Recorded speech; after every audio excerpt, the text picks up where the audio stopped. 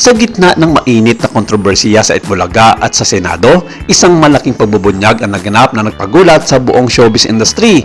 Si Pia Guanyo, ang dating sikat na co-host ng legendary non-time show ay muling nasa balita dahil sa isang sensitibong isyu na matagal nang pinagtatanong ng marami.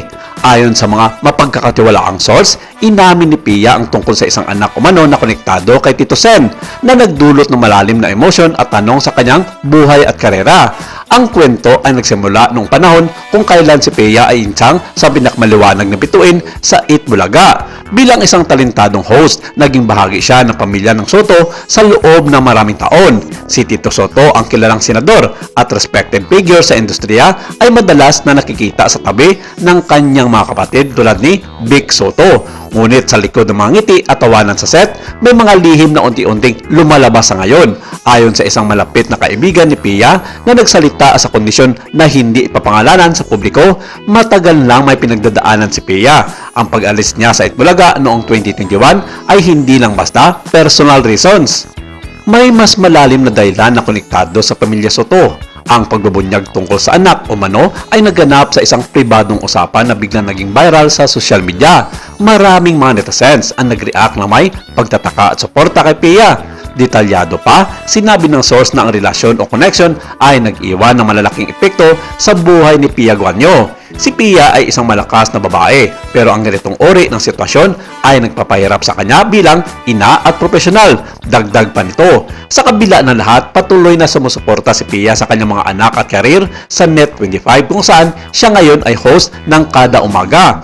Ang Itbulaga, na kilala bilang longest running non-time show sa Pilipinas, ay puno rin ng sariling drama. Mula sa paglipat ng mga host hanggang sa mga internal na mga isyu, ang pagbubunyag na ito ay nagdagdag ng isa pang layer ng komplikasyon. Maraming mga fans ang nag-aalala kung paano ito makakaapekto sa imahe ng Soto family na kilala sa kanilang unity at respeto sa publiko. Sa isang eksklusibong panayam, binanggit ni Pia ang kalagaan ng pagiging tapat sa sarili. Ang buhay ko ay puno ng aral. May mga bagay na hindi ko kontrolado, pero lagi akong lumalaban para sa aking pamilya. Sabi niya nang may luha sa kanyang mga mata. Ang kanyang mga salita ay pumukaw sa maraming mga viewers na nakaranas ng katulad ng mga sitwasyon.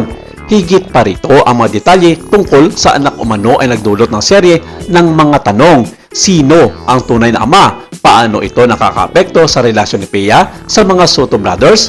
At bakit ngayon lang lumabas? Ang mga ito ay may tanong na patuloy na pinagdedebatehan sa online forums at comment sections. Ayon sa isang entertainment analyst, ang ganitong klaseng issue ay karaniwan sa showbiz, pero kapag kasali ang isang political figure tulad ni Senator Tito Soto, nagiging mas malaking epekto. Ito ay hindi lamang personal drama, kundi may mga implikasyon sa publiko. Si Tito Soto naman ay hindi pa nagbibigay ng opisyal na payag, ngunit ang kanyang kampo ay nilinaw ng issue noon sa pamamagitan ng paglalabas ng isang dokumento na nagpapatunay na mali ang iniisip ng mga tao. Sa mga kumakalat ng mga balita, walang katotohanan ang lahat ng ibinibentang sa kanya at ladong walang katotohanan na siya ang ama ng anak ni Pia Guanyo. Pinatunayan na mismo ng nasabing dokumento para manahimik ng isyu at nakikiusap ang kampo ni Tito Sen na tigilan ng isyong ito na wala namang katotohanan at ebidensya.